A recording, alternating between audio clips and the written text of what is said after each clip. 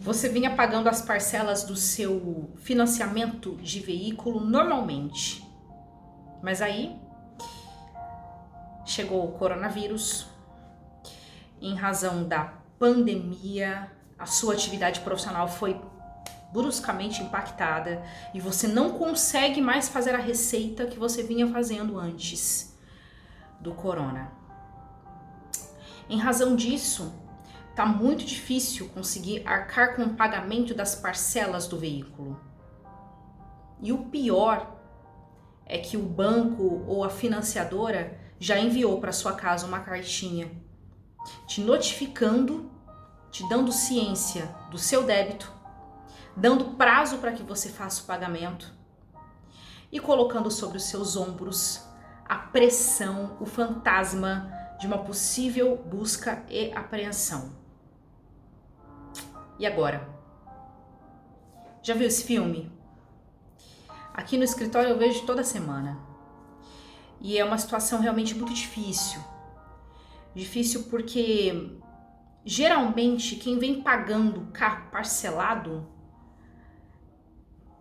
paga parceladamente por dois motivos. Primeiro, porque não tem condições de pagar à vista.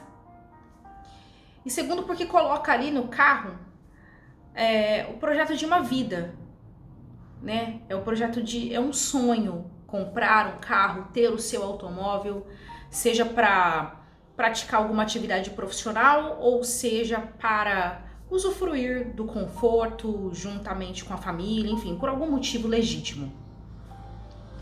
Ok. Aí a pergunta que fica é a seguinte: a pandemia, o Covid-19, é suficiente para que eu consiga na justiça o direito de suspender o pagamento das parcelas? É um bom argumento? O juiz aceita isso? Vamos por partes. A pandemia por si só não é motivo suficiente para que você consiga, para que você tenha direito absoluto de conseguir a suspensão de pagamento de parcelas de financiamento de veículo, tá? Ela não é suficiente. Entretanto, muitas pessoas estão conseguindo isso na justiça, né? E o argumento que vem sendo aceito por muitos juízes é o seguinte: basicamente é a boa-fé do consumidor. Então a situação é bem essa que eu relatei aqui no início do vídeo. Até o início do Covid-19, aquele consumidor vinha pagando as suas parcelas, ele estava em dia, ele não estava inadimplente. Só que após o início, né, dessa pandemia, do isolamento social, o início dessa fase difícil pela qual o mundo está atravessando, aquele consumidor especificamente começou a ter uma certa dificuldade no pagamento de parcelas e se tornou inadimplente. Então, essa comparação desses dois cenários, como era antes da pandemia e como ficou depois, antes ele vinha adimplindo com as suas obrigações e depois ele passou a ser inadimplente, essa comparação vem sendo aceita por muitos juízes como boa-fé do consumidor. Então, quando ele consegue comprovar isso em juízo, muitas vezes, né, não é claro que cada caso é um caso, muitas vezes ele vem conseguindo suspender o pagamento de parcelas, tá? Lógico que o que se consegue na justiça é uma suspensão de pagamento e não uma isenção de pagamento. Ou seja, joga-se essas parcelas para um momento futuro, mas elas serão pagas em algum momento. Ok, então a pandemia por si só não é motivo suficiente. E aí, quando o consumidor passa por essa situação aqui relatada, ele tem alguns caminhos, né? Vamos relatar aqui dois possíveis caminhos. Ou ele espera o banco entrar com uma ação de busca e apreensão, e aí ele contesta a ação, ou ele já toma a iniciativa e entra com uma ação, pedindo para que o juiz suspenda o pagamento das parcelas e também para que o juiz impeça o banco de concretizar a busca e apreensão. né? Existem esses dois caminhos. Tudo depende do momento, atravessado por aquele consumidor, tudo depende da sua situação, enfim, depende de uma série de fatores, de variáveis, né, que precisam ser analisadas no caso concreto. E existe defesa? Vamos supor que o banco entre com uma ação de busca e apreensão, ele comprove que você está em mora, né, que você não paga as suas parcelas, que você está inadimplente. E segundo a lei que rege a busca e apreensão, basta uma única parcela atrasada, tá?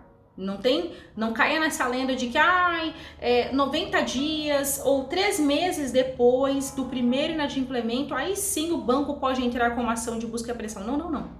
Ele já pode entrar com uma ação de busca e apreensão no primeiro inadimplemento. É que geralmente os bancos tentam uma negociação extrajudicial antes.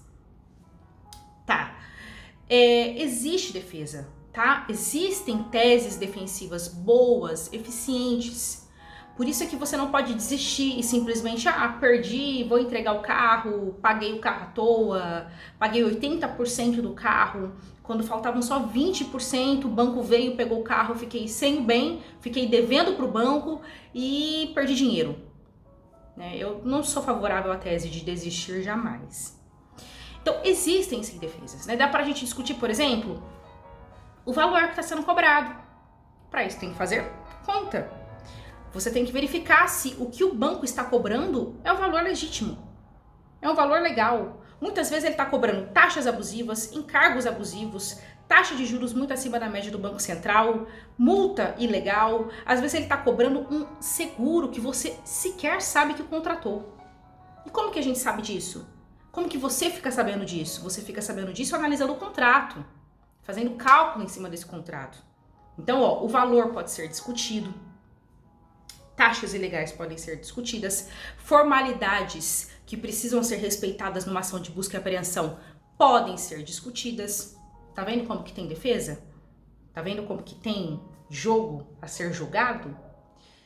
Não dá para desistir, não dá para sair entregando um bem de valor, um bem pelo qual você vinha pagando certinho, né? Sair entregando assim pro banco e desistir da questão. Tem que lutar, né? Tem que lutar pelos seus direitos. Se você tiver direito, você tem que lutar por eles. Então, o recado de hoje é esse. A pandemia por si só não é suficiente, né? Pra gente trabalhar aí com uma certeza de suspensão de parcelas. Entretanto, é sim argumento plausível. Entretanto, é sim argumento que, em alguns casos, vem sendo aceito pelos juízes. Tá? Lógico que tudo precisa ser muito bem comprovado em juízo. Até a próxima. Tchau.